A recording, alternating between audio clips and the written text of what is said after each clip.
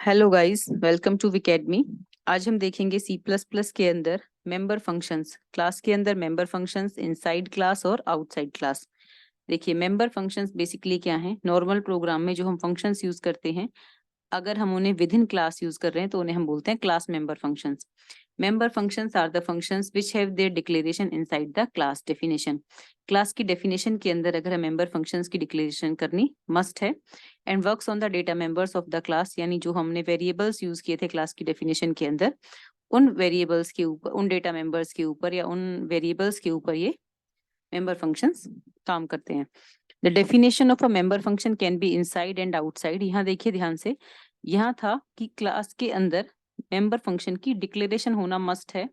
Definition can be inside और can be outside. अब यहाँ पर अगर हम क्लास के अंदर मेंबर फंक्शन की डेफिनेशन दे सकते हैं तो फिर हमें आउटसाइड की क्या जरूरत है? देखिए, जब हम क्लास के मेंबर फंक्शन की डेफिनेशन इनसाइड देते हैं, यानी क्लास के मेंबर फंक्शन को क्लास के अंदर ही अगर हम डिफाइन कर रहे हैं, तो वो इनलाइन मेंबर फंक्शन बन जाता है। और inline member function with in a line expand होगा, तो इसकी वजह से क्या होता है? प्रोग्राम की कॉम्प्लेक्सिटी बढ़ती चली जाती है। और प्रोग्राम में अगर हम कॉम्प्लेक्स स्टेटमेंट्स यूज कर रहे हैं, कंट्रोल स्टेटमेंट्स है, तो प्रोग्राम बहुत ज्यादा कॉम्प्लेक्स हो जाएगा। इसकी वजह से क्या होता है? प्रोग्राम की परफॉर्मेंस रिड्यूस होती है। तो बेस्ट अप्रोच क्या है कि हम क्लास के मेंबर फंक्शन को क्लास के बाहर डिफाइन करें, यानी जो उसकी डेफिनेशन है उसे क्लास के बाहर दें। अब मेंबर फंक्शन के अंदर हमारे पास तीन चीजें होती हैं: class member function declaration, member function definition and member function call. वो भी हम आगे देखेंगे। In both the cases function body remains the same, यानी आप मेंबर फंक्शन की डेफिनेशन, फंक्शन को आप क्लास के बाहर डिफाइन करो या अंदर डिफाइन करो, उस फंक्शन की बॉडी सेम रहेगी। सिर्फ उसके हेडर में फर्क पड़ता है, यानी उसकी हेडर है जो है उसमें आप देखोगे आगे हम स्कोप रिजोल्यूशन ऑपरेटर यूज करेंगे, तो मेंबर फंक्शन इनसाइड और आउटसाइड में जरा सा डिफरेंस है, सिर्फ उसके फंक्शन हेडर में। The main function of for both the function definition will be same. Function definition यानी मेंबर फंक्शन इनसाइड क्लास आपने डिफाइन किया है या आउटसाइड क्लास डिफाइन किया है, मेन फंक्शन पे कोई फर्क नहीं पड़ेगा। आप सेम उसी तरीके से फंक्शन को कॉल करोगे यूजिंग डॉट ऑपरेटर। अब हम देखते हैं पहले मेंबर फंक्शन इनसाइड क्लास क्या है। देखिए, if the member function is defined inside the class, it is defined directly. Defined directly means आपको इसकी डिक्लेरेशन देने की जरूरत नहीं है। फंक्शन के अंदर तीन चीजें होती हैं: मेंबर फंक्शन की declaration, function declaration, function definition,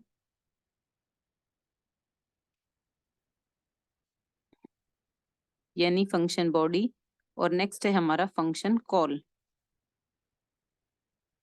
अब अगर आप क्लास के अंदर ही उसे डिफाइन कर रहे हो तो आपको इस लाइन को लिखने की जरूरत नहीं है, यानी आपको function declaration is not mandatory. आप डिक्लेयर कर सकते हो but it is not mandatory.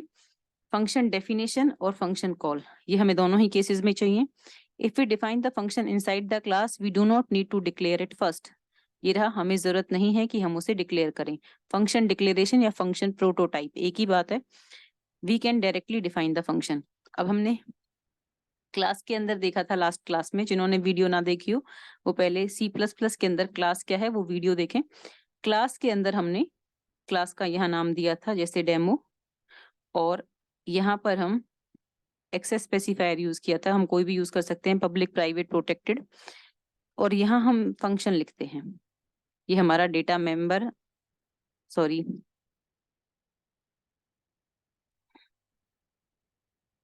ये हमारा मेंबर फंक्शन हमने मान लो लिया यहाँ पर वाइड डिस्प्ले। एक सेकेंड, वाइड डिस्प्ले। अगर हम इसे इस तरीके से छोड़ देते हैं तो ये है हमारे फंक्शन की डिक्लेरेशन, यानी फंक्शन प्रोटोटाइप। और अगर हम इसी को क्लास, हमने फिर से नाम दिया डेमो, पब्लिक प्राइवेट आप जो भी लेना चाहो, और यहाँ आपने वाइड डिस्प्ले, और इस तरीके से फंक्शन की बॉडी बनाई। यहाँ पर आप अपनी क्लास बंद कर दी। यहाँ आप सी आउट की जो भी स्टेटमेंट्स लिखो, आपके फंक्शन की जो भी बॉडी, जो भी काम फंक्शन से कराना है, वो सारी स्टेटमेंट्स यहाँ पर आएंगी। ये है फंक्शन की डेफिनेशन, यानी अगर आप फंक्शन को डिफाइन कर रहे हो अंदर, this is function definition and this is function prototype. Function prototype optional है हमारा, मैंडेटरी नहीं है। अगर हम क्लास की डेफिनेशन विद इन फंक्शन की डेफिनेशन विद इन क्लास कर रहे हैं, अगर हम फंक्शन की बॉडी को विद इन क्लास लिख रहे हैं तो हमें फंक्शन के प्रोटोटाइप की जरूरत नहीं है। अगर हम इस फंक्शन की बॉडी को क्लास के बाहर डिफाइन करेंगे तो हमें फंक्शन के प्रोटोटाइप की जरूरत है, क्योंकि क्लास को कैसे पता चलेगा कि ये फंक्शन क्लास का ही है, यानी मेन फंक्शन को कैसे पता चलेगा ये फंक्शन हमारा क्लास का है। इसलिए अगर आपको क्लास के अंदर ही डिफाइन करना है, आपको प्रोटोटाइप की जरूरत नहीं है। अगर क्लास के बाहर आपको डिफाइन करना है, then you need to declare it first.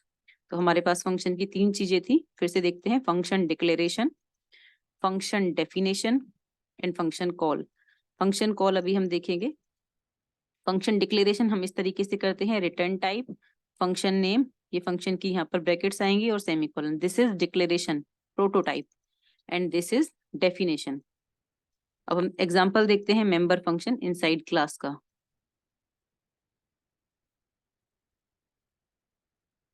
देखिए, लास्ट क्लास में हमने डिस्कस किया था हैश इंक्लूड आईओस्ट्रीम, ये हमारी हेडर फाइल है।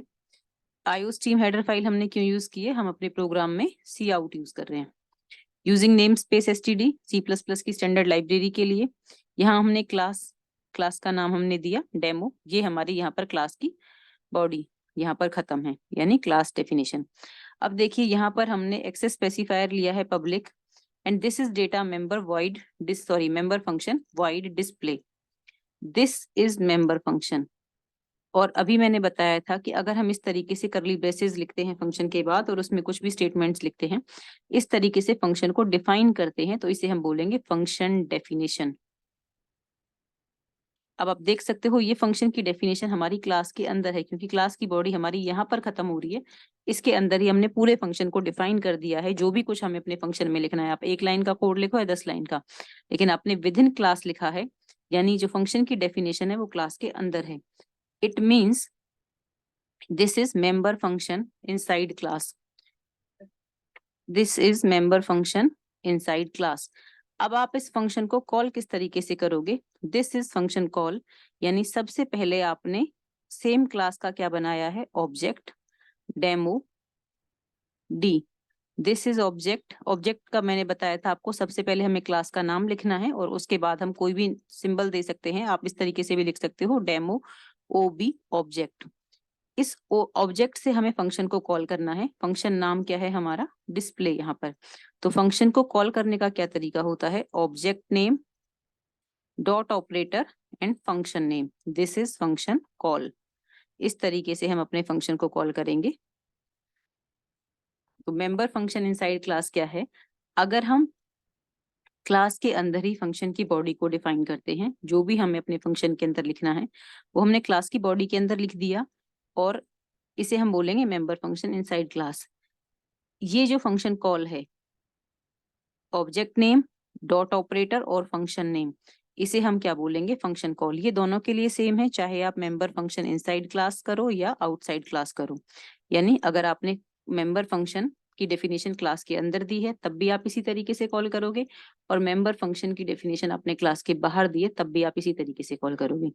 बाकी प्रोग्राम का ये सब कुछ हम लास्ट क्लास में डिस्कस कर चुके हैं। ये मेन फंक्शन का रिटर्न टाइप है, हमने इंटीजर लिखा है इसलिए हमें यहाँ पर रिटर्न 0 लिखना है।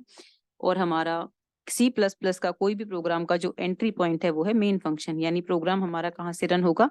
मेन फंक्शन से रन होता है। तो यहाँ पर होगा क्या?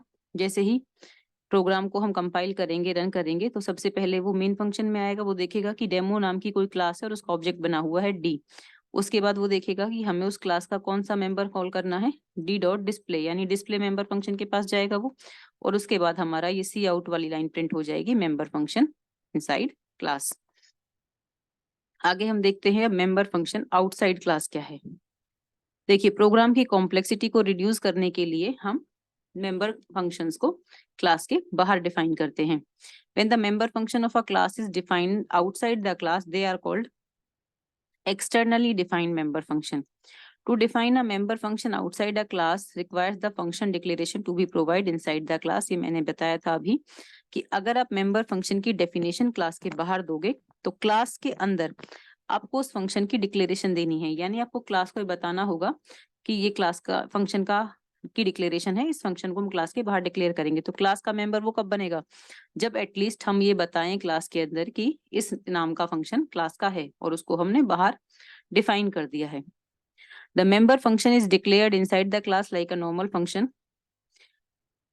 मेंबर फंक्शन जो क्लास के अंदर डिक्लेयर होता है वो तो नॉर्मल फंक्शन की तरह ही डिक्लेयर होता है और डिफाइन भी होता है, लेकिन जो इसका डिफाइनिंग का सिंटेक्स है, जो हम कह रहे थे कि फंक्शन का हेडर जो चेंज हो जाता है, वो यहाँ पर अलग है।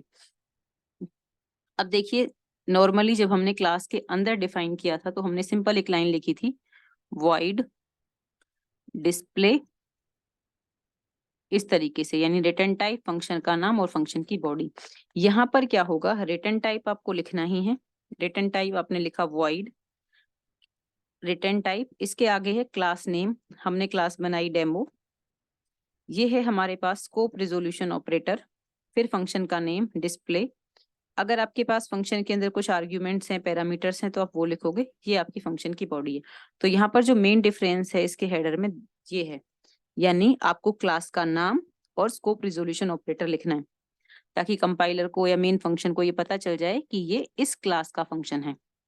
और इस फंक्शन का जो प्रोटोटाइप है वो हम क्लास की डेफिनेशन के अंदर देंगे। एक बार फिर से देखिए, अगर हमने क्लास के अंदर ही फंक्शन को डिफाइन किया है तो हमें नॉर्मल फंक्शन की तरह डिफाइन करना है, यानी रिटर्न टाइप, फंक्शन नेम और फंक्शन की बॉडी। लेकिन अगर हम क्लास के बाहर उस फंक्शन को डिफाइन करेंगे तो हमें सबसे पहले रिटर्न टाइप लिखना है, फिर क्लास का नाम लिखना है, उसके बाद स्कोप रिजोल्यूशन ऑपरेटर, ये जो 4 डॉट्स हैं इन्हें हम बोलते हैं स्कोप रिजोल्यूशन ऑपरेटर, और फिर फंक्शन का नाम, और यहाँ फंक्शन की बॉडी, जो भी आप लाइंस लिखना चाहो, जो भी आपका कोड है। Scope resolution operator basically use होता है क्लास के मेंबर फंक्शंस को क्लास के बाहर डिफाइन करने के लिए। अब इसका एग्जांपल देखते हैं। देखिए, सेम प्रोग्राम है जो हमने अभी लास्ट में किया था। हमने क्लास ली, क्लास का नाम दिया हमने डेमो, एक्सेस स्पेसिफायर हमने यहाँ भी पब्लिक लिया है, वहां भी हमने डिस्प्ले फंक्शन दिया था। यहाँ हम इस डिस्प्ले फंक्शन को डिफाइन करेंगे क्लास के बाहर। तो ये हमारी यहाँ पर क्या है, फंक्शन डिक्लेरेशन,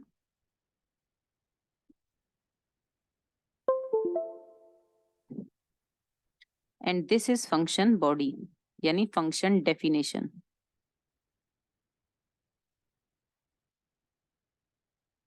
अब देखिए ध्यान से, यहाँ हमारी क्लास बंद है, यानी यहाँ पर क्लास की बॉडी खत्म हो गई, यहाँ सेमीकोलन है, यानी जो फंक्शन की डेफिनेशन है वो क्लास के बाहर है, इसीलिए हम इसे क्या बोलेंगे, मेंबर फंक्शन आउटसाइड क्लास। अब सिंटेक्स इसका क्या था, सबसे पहले था हमारे पास रिटर्न टाइप, उसके बाद क्लास का नाम, क्लास के बाद इसके बाद है हमारे पास ये जो डॉट्स हैं, यानी स्कोप रिजोल्यूशन ऑपरेटर, फंक्शन का नेम। तो ये तरीका है हमारा क्लास के मेंबर फंक्शन को क्लास के बाहर डिफाइन करने का। और तीसरी जो चीज थी फंक्शन के अंदर, वो क्या होती है, हमारी फंक्शन की कॉल। तो फंक्शन कॉल यहाँ पर हमारी क्या है, डी डॉट डिस्प्ले, बिल्कुल सेम है जैसे हमने इनसाइड क्लास के लिए की थी, तरीका वही है, object name, dot operator and function name. बाकी सब कुछ नॉर्मल है जैसे बाकी प्रोग्राम्स में हमने किया है। तो हमें सिर्फ इतना ध्यान रखना है कि अगर हमें मेंबर फंक्शन को क्लास के बाहर डिफाइन करना है, देन हमें क्लास का नाम और स्कोप रिजोल्यूशन ऑपरेटर यहाँ पर लिखना होगा इस तरीके से। क्लास का नेम यूजर डिफाइन है, आप कुछ भी ले सकते हो। सेम ऑब्जेक्ट का नेम भी यूजर डिफाइन है, आप कुछ भी ले सकते हो, जरूरी नहीं है कि आप हर बार डेमो या डी ही ऑब्जेक्ट लो, आप कुछ भी ले सकते हो, क्लास का नाम भी और ऑब्जेक्ट का नाम भी। प्रोग्राम्स थोड़े सिंपल रहे इसलिए मैं हर जगह सेम ही ले रही हूँ ताकि आपको कोई दिक्कत ना हो। तो गाइज ये था member function inside class and outside class. Member functions के अंदर एक बार फिर से देखते हैं, 3 चीजें थी हमारे पास, function definition, function declaration and function call.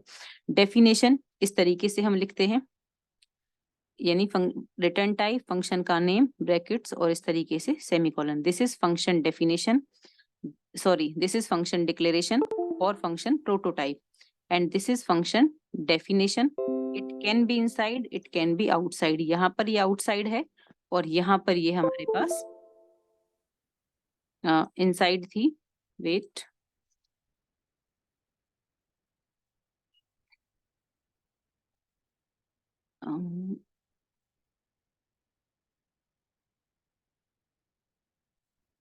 यहाँ ये हमारे पास इनसाइड थी, वॉइड डिस्प्ले, इस तरीके से। और वहां हमने इसे अभी आउटसाइड देखा है with the help of scope resolution operator. और नीचे यहाँ ये डी डॉट डिस्प्ले क्या है, हमारा फंक्शन कॉल। तो function declaration, function definition and function call. Function के लिए तीन चीजें जरूरी हैं।